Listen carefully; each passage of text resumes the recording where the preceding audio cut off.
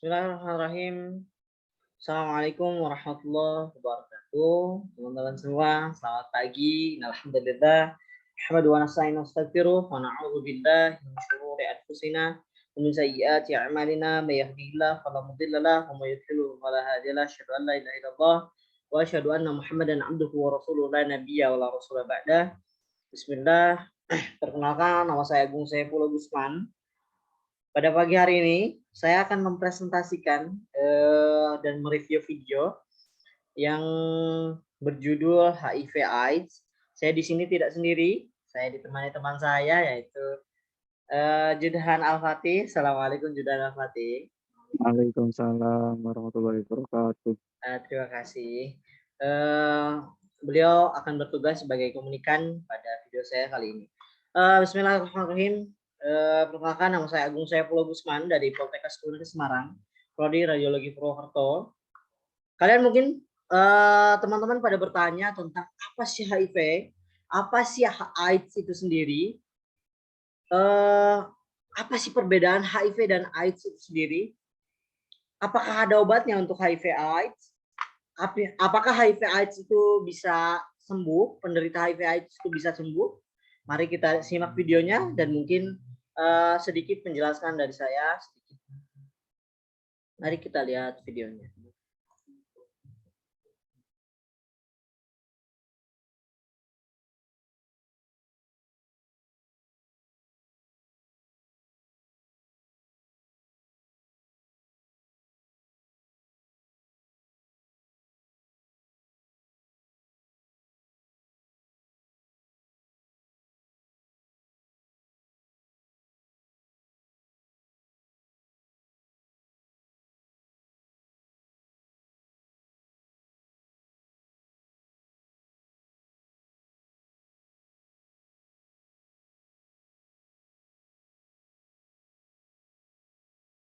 Mendengar tentang HIV/AIDS, penyakit yang menular lewat hubungan seksual, kontak dengan cairan tubuh, kontak darah, dan ASI ini menjadi ketakutan sendiri dalam masyarakat sehingga orang dengan HIV seringkali dijauhi dan direndahkan.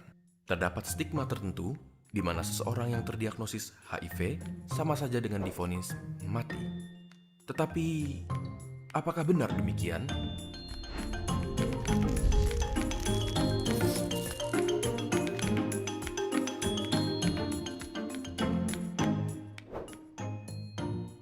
HIV bekerja dengan melemahkan sistem kekebalan tubuh.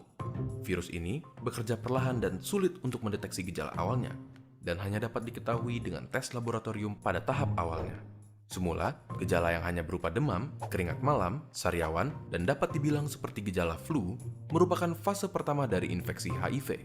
Pada fase kedua, virus berkembang biak secara perlahan tanpa memberikan gejala sama sekali. Rata-rata infeksi HIV berkembang menjadi AIDS, Acquired Immunodeficiency Syndrome, yaitu fase ketiga di mana kekebalan tubuh sangatlah lemah sehingga kuman yang ada di sekitar kita dapat dengan mudah masuk ke tubuh tanpa perlawanan yang berarti.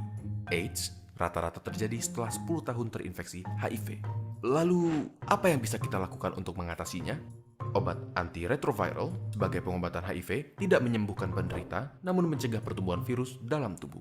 Dengan terkontrolnya jumlah virus, maka sistem kekebalan tubuh akan terlindungi dan menghindari perkembangan HIV menjadi AIDS. Sejak adanya obat ini, harapan hidup penderita HIV dapat menjadi sama dengan orang normal jika mereka terdiagnosis tepat waktu, serta mengikuti pengobatan dan kontrol yang teratur. Salah satu contoh pasien HIV yang terkenal adalah Magic Johnson, pemain basket asal Amerika Serikat. Dia mengaku terjangkit HIV pada tahun 1991. 27 tahun berlalu, ia masih giat menjadi aktivis HIV dan apakah kalian tahu? Dia tidak mempunyai keluhan medis. Mengapa bisa? Dia mengkonsumsi obatnya secara teratur. Sebagai tambahan, pasangan yang positif HIV tidak langsung ditakdirkan untuk mempunyai anak dengan HIV juga. Hal ini dihasilkan dari pengobatan yang membuat jumlah virus cukup rendah untuk tidak menginfeksi janin. Pada proses kelahiran, ibu akan menjalani kelahiran secara bedah sesar sehingga menghindari kontak dengan darah ibu. Setelah itu, bayi yang baru lahir akan diberikan antiretroviral therapy untuk mencegah kemungkinan virus yang masuk saat kelahiran. Hasilnya, dalam situasi seperti ini, kesempatan bayi untuk tertular HIV dari orang tuanya diperkirakan kurang dari 1 dari 100. Memang kesetiaan berobat adalah kunci untuk menghindari perkembangan infeksi HIV menjadi AIDS. Tetapi, stigma sosial yang ada menghalang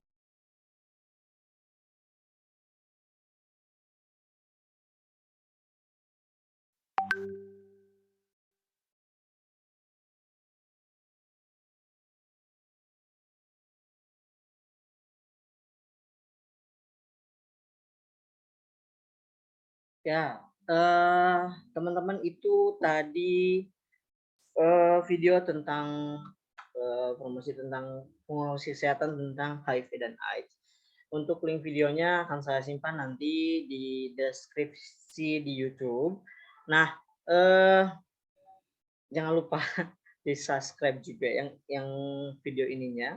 Nanti akan saya simpan di linknya di deskripsi. Saya lanjut ke pembahasan mengenai HIV/AIDS. Bismillahirrahmanirrahim. Yang pertama, pengertian dari HIV/AIDS. HIV adalah singkatan dari Human Immunodeficiency Virus, yaitu virus yang merusak sistem imun kekebalan tubuh pada manusia. Virus ini berupa jasad renik hidup yang amat kecil dan hanya dapat dilihat dengan mikroskop elektron, dan virus merupakan organisme yang bersifat parasitik yang hidup di dalam sel tubuh manusia. Nah, sedangkan AIDS itu sendiri adalah kumpulan-kumpulan gejala penyakit yang disebabkan oleh virus Human Immunodeficiency Virus. Nah, bisa saya simpulkan di sini, jadi HIV itu adalah virus yang merusak kekebalan tubuh pada manusia. Nah, apabila sistem kekebalan tubuh itu tidak dijaga dengan baik, nah maka akan berkelanjutan menjadi penyakit, yaitu penyakitnya adalah AIDS itu sendiri. Nah, teman-teman semua, perlu teman-teman ketahui bahwa tujuan HIV ini adalah untuk menyerang kekebalan tubuh, sehingga ia akan melemahkan kemampuan tubuh seseorang untuk melawan infeksi yang ada di dalam tubuhnya, sehingga fungsi-fungsi imun tubuh akan mengalami kelemahan secara drastis. Nah, ngomong-ngomong tentang infeksi, teman-teman semua, ada beberapa fase di mana umur infeksi tersebut akan terjangkit HIV. Nah, yang pertama ada umur infeksi 1 sampai 6 bulan, yaitu sejak terinfeksi HIV. Individu atau korban yang terpapar HIV atau terinfeksi HIV, tetapi ciri-ciri terinfeksinya belum terlihat meskipun ia melakukan tes darah. Nah, pada fase ini antibodi terhadap HIV belum terbentuk, bisa saja terlihat dan mengalami gejala-gejala ringan seperti flu. Flu itu biasanya hanya 2 sampai 3 hari pasti sembuh sendiri. Nah, fase kedua itu jangka waktunya sangat jauh ya teman-teman ya, yaitu 2 sampai 10 tahun. Nah, setelah terinfeksi HIV ya, pada fase kedua ini individu sudah positif HIV dan belum menampakkan gejala sakit. Nah, setelah positif tapi belum ada gejala sakit, sudah dapat menularkan pada orang lain, itu bisa di underline, sudah dapat menularkan pada orang lain, bisa saja terlihat gejala-gejala ringan yaitu flu yang biasanya 2 sampai 3 hari sembuh sendiri. Nah, lanjut ke fase yang keempat, yang ketiga dan yang keempat. Fase yang ketiga. Nah, yang ketiga ini muncul gejala-gejala penyakit awal. Nah, tapi belum bisa disebut AIDS. Nah, apabila di fase ketiga ini kalian bisa menjaga tubuh kalian, menjaga imun kalian, maka tidak akan sampai ke gejala AIDS, tapi sampai di fase ketiga saja. Nah, gejala-gejala yang berkaitan antara lain keringat yang berlebihan di waktu malam, diare terus-menerus, pembengkakan kelenjar getah bening, flu yang tidak sembuh-sembuh, yang tadinya sembuh hanya 2 sampai 3 hari, tidak sembuh-sembuh. Nafsu makan berkurang dan berat badan, otomatis berat badan akan berkurang setelah nafsu makan berkurang. Nah, serta badan terus berkurang pada fase ini, kekebalan tubuh juga mulai berkurang. Nah, fase terakhir adalah fase keempat. Nah, fase ini di saat kita tidak bisa menjaga sistem kekebalan tubuh, akan masuk pada fase AIDS. AIDS baru akan terdiagnosa setelah kekebalan tubuh sangat berkurang. Bisa dilihat dari sel T. Sel T itu adalah sel imun tubuh. Nah, timbul penyakit tertentu yang disebut sebagai infeksi oportunistik yang biasa disebut TBC, infeksi paru yang menyebabkan radang paru, kesulitan bernafas, bahkan kanker, khususnya sariawan, kanker kulit atau sarkoma Kaposi, infeksi usus bahkan yang menyebabkan diare parah berminggu-minggu. dan infeksi otak yang menyebabkan kekacauan mental, sakit kepala. Nah, seperti itu. Nah, bagaimana cara penularannya? Yang pertama, ada beberapa penularan ya, dan ketiga ini adalah penularan yang sangat sering di dunia. Nah, yang pertama adalah transfusi darah. Kita harus tahu transfusi darah itu apa sih? Transfusi darah adalah penyaluran darah seseorang kepada peredaran darah orang lain.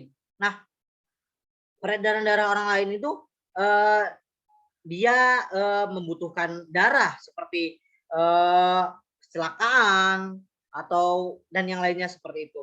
Nah, yang kedua, transfusi darah di sini pengeluarannya itu 90%. Jadi sangat tinggi ya teman-teman ya. Terus yang kedua adalah hubungan seksual. Hubungan seksual yang bagaimana yang menjadi penularan pada HIV/AIDS. Yang pertama, hubungan seksual yang dimana laki-laki atau perempuan yang suami istri berhubungan seksual dengan bukan istrinya dan bukan suaminya, atau di sini bisa dikatakan si laki-laki selingkuh atau si perempuan selingkuh.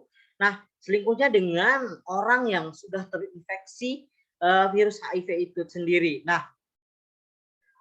yang selanjutnya itu adalah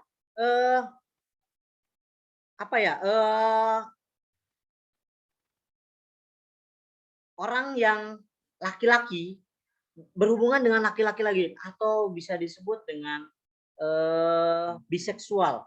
Nah, teman-teman sendiri hubungan seksual ini adalah cara penularan yang paling sering di dunia. Nah, untuk selanjutnya adalah penggunaan jarum suntik. Nah, penggunaan jarum suntik ini biasanya terjadi pada remaja-remaja yang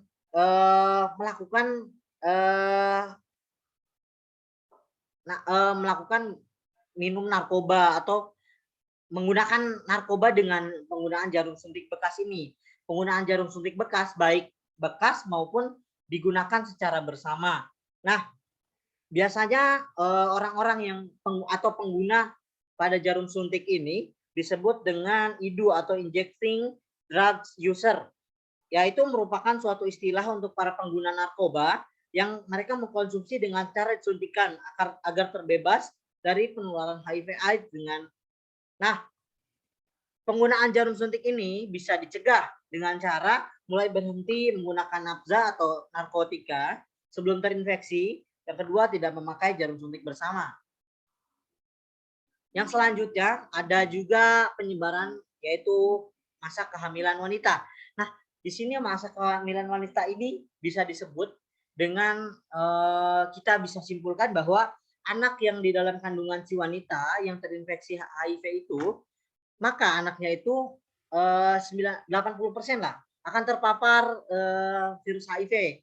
Tapi dengan prosedur yang baik seperti yang di video di atas itu si anak itu akan terbebas dari HIV dengan prosedur-prosedur yang dilakukan di atas tadi.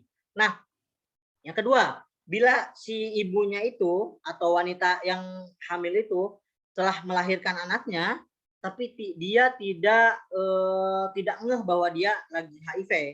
Nah, sampai menyusui anaknya. Nah, menyusui ini bisa juga menjadi penularan untuk si bayi tersebut. Nah, HIV juga berada di dalam sel darah putih yaitu sel yang terdapat pada cairan tubuh. Nah, yang ketiga yaitu HIV juga dapat ditemukan dalam jumlah kecil pada air mata, air liur, cairan otak, keringat, air susu ibu bahkan yang tadi.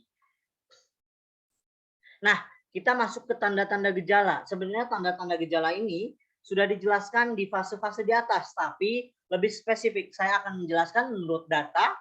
Seseorang dapat terinfeksi HIV ini pertama akan mengalami gejala umum yaitu influenza. Yang tadi saya katakan juga di atas bahwa ada flu yang pertama kan, ada flu yang berkepanjangan. Lalu ada pula gejala-gejala yang spesifik yaitu penyakit AIDS, yaitu di mana penyakit itu berlangsung selama 3 bulan. 3 bulan lamanya dengan gejala seperti berikut. Yang pertama, berat badan menurun drastis. Yang tadi saya katakan. Yang kedua, demam yang sangat tinggi melebihi 38 derajat Celcius. Yang ketiga, berkeringat di malam hari tanpa sebab. 4, diare kronis tanpa sebab. 5, rasa lelah yang berkepanjangan. Yang keenam, yang terakhir adalah ditemukan antigen HIV atau antibodi HIV. Nah, yang keenam ini adalah di mana si pasien atau yang terpapar HIV datang ke rumah sakit untuk berobat dan beliau menanyakan atau ingin antigen HIV dan hasilnya positif, teman-teman ya. Itu termasuk langsung ke gejala ya. Nah, cara pencegahannya bagaimana? Nah, yang pertama ada puasa seks. Artinya tidak menunda melakukan hubungan seks. Nah, bisa disebutkan juga bahwa di sini itu adalah memilih untuk tidak melakukan seks beresiko tinggi, terutama seks pranikah. Nah, maksudnya di sini segeralah untuk menikah, jangan sampai seks di luar nikah atau pranikah, atau bisa juga dengan yang lain. Yang kedua adalah setia. Setia dibutuhkan untuk pencegahan di sini. Nah, pada pasangan seks yang sah itu tidak apa-apa, tapi penularan ini kan dengan orang yang berganti-ganti ya. Mungkin dia selingkuh dengan orang lain, bahkan dia atau bahasa ininya jajan dengan orang lain gitu, seperti itu. Yang ketiga pencegahannya yaitu penggunaan kondom. Nah, ini penggunaan kondom ini adalah salah satu pencegahan yang menekan angka penularan dari hubungan seksual. Nah, dengan kondom maka diharapkan untuk tidak terjangkit HIV/AIDS. Nah, yang terakhir itu bagi mereka yang belum melakukan hubungan seks remaja itu perlu diberikan pendidikan, bahkan jangan sampai ada remaja yang seks di luar nikah seperti itu. Pengobatan, terakhir ada pengobatan. Nah, pengobatan di sini untuk menahan lajunya tahap perkembangan virus, beberapa obat adalah antiretroviral dan infeksi oportunistik. Nah, di sini saya garis bawahi ya, adalah pengobatan. Pengobatan bukan untuk menghilangkan, tapi untuk obat untuk menghambat perkembangbiakan virus. Nah, di sini obat antiretroviral adalah obat yang dipergunakan untuk retrovirus seperti HIV guna menghambat ya teman-teman ya. Bukan menghilangkan, tapi menghambat perkembangbiakan virus. Nah, obat-obatan yang termasuk antiretroviral ini disebut di sini. Nah, yang kedua adalah obat infeksi oportunistik, yaitu karena kan penyakit HIV ini menyerang kekebalan tubuh, maka alternatif obatnya itu adalah untuk kekebalan tubuh juga gitu. Obatnya ini adalah infeksi oportunistik.